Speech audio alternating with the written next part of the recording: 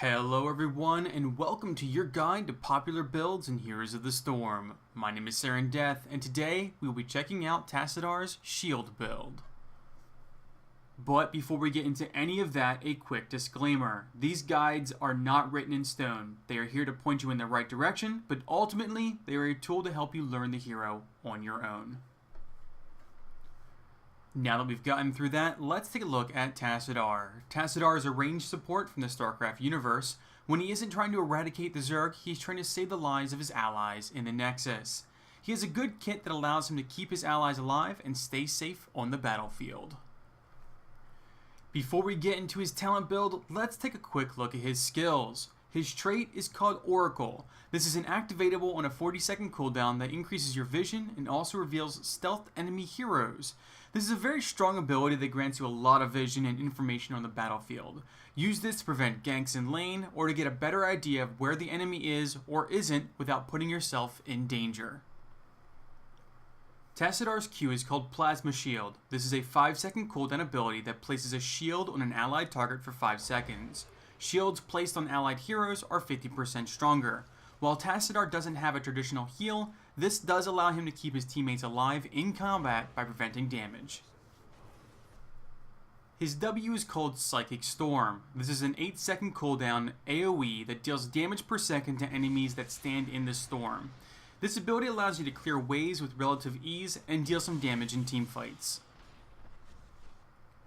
His E is called Dimensional Shift. This is a 20-second cooldown activatable that allows you to shift into another dimension, becoming invulnerable and invisible for 1.5 seconds. This is an amazing escape tool that can save you from terrible situations. Just remember to be smart with the direction you are trying to escape, because if you are too predictable, the enemy can still get you when you shift back in. Now that we've covered his basic abilities, let's take a quick look at his heroics. His first heroic is called Archon. This is a 100-second cooldown ability that transforms you into an Archon, which grants a massive shield and increases your basic attack damage, which splashes for 50%. This is a very powerful teamfight heroic that gives you a large shield and allows you to do more damage in combat while not restricting any of your basic abilities. His second heroic is called Force Wall. This is a 12-second cooldown ability that creates a wall that prevents any unit from passing through it. This may seem like a rather simple ability, but the utility that it provides is immense, and the fact that it has a 12-second cooldown only makes it that much better. You can use this to lock part of an enemy team out of a fight, prevent enemies from escaping a gank, or stop enemies from getting to an objective. The number of uses for this ability are staggering, and, to be frank, can make for some impressive displays during highlight reels. Now that we've covered his basic abilities, let's shift into the talents. At level 1, you're going to go with Conjurer's Pursuit.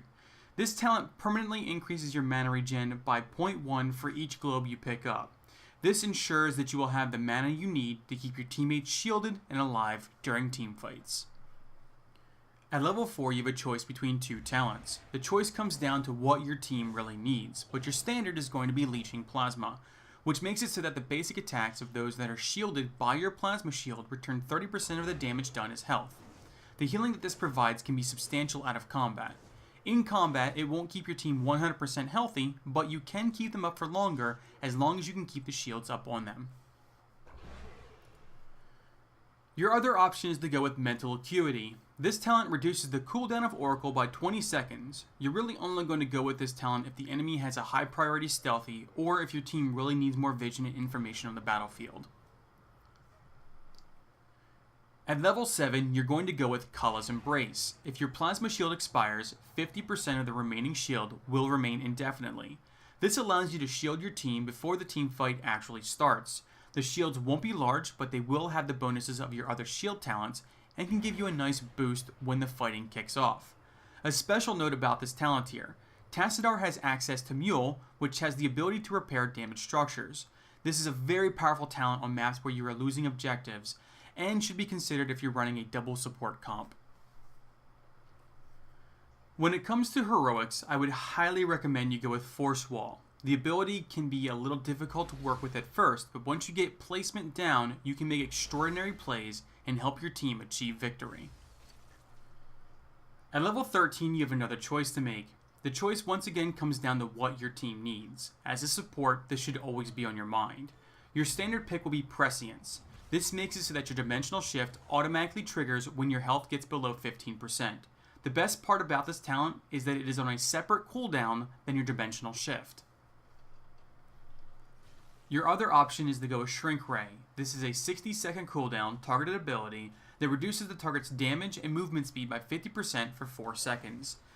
You will pick this up when the enemy has a target that you need to remove from the fight or focus down. At level 16, you're going to go with Dimensional Warp. When you use Dimensional Shift or it is triggered through Prescience, your movement speed will be increased by 50% and you will regenerate some health. This is a pretty massive survivability tool. It can allow you to get out of so many terrible situations and will also deter the enemy from focusing you down. At level 20, you have a few talents to choose from. The most common pick is going to be Storm Shield. This is an activatable on a 45-second cooldown that grants a shield to all nearby allies for 20% of their maximum health for 3 seconds. You want to pick this talent up if you're having a hard time dealing with some of the burst damage on the enemy team, or you just want to put some extra shields up on your allies. Another option is to go with Force Barrier. This talent increases the range of your force wall by 50% and increases the duration by 1 second. This talent makes it a little easier to land those force walls on escaping enemies and allows you to lock out enemies further away, giving you more time to get an objective or collect yourself and prepare for a team fight.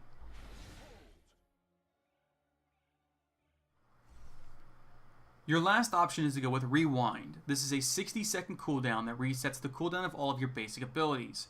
Really, the only reason you're going to go with this talent is if the enemy is focusing you hard, so you can get another Dimensional Shift off, or if you absolutely have to get another shield out right now. Tassadar Shield build has a lot to offer. It has strong wave clear, and unless you're playing extremely far forward, you will likely be safe in lane with Dimensional Shift.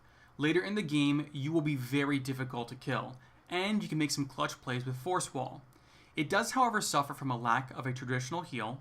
Force Wall can be difficult to place well, and it can be a little difficult to solo support, mainly because you lack a hard save like Divine Shield or a massive burst heal. Alright, now that we've covered all of that, let's go over some quick tips for Tassadar. Make sure you shield early and often. Remember, you aren't trying to heal your team, you're trying to prevent them from taking damage. And don't forget your shield has a 5-second cooldown, so keep those shields up on your allies throughout the entire fight. While in lane, or while defending, you can shield structures and minions to prolong their life.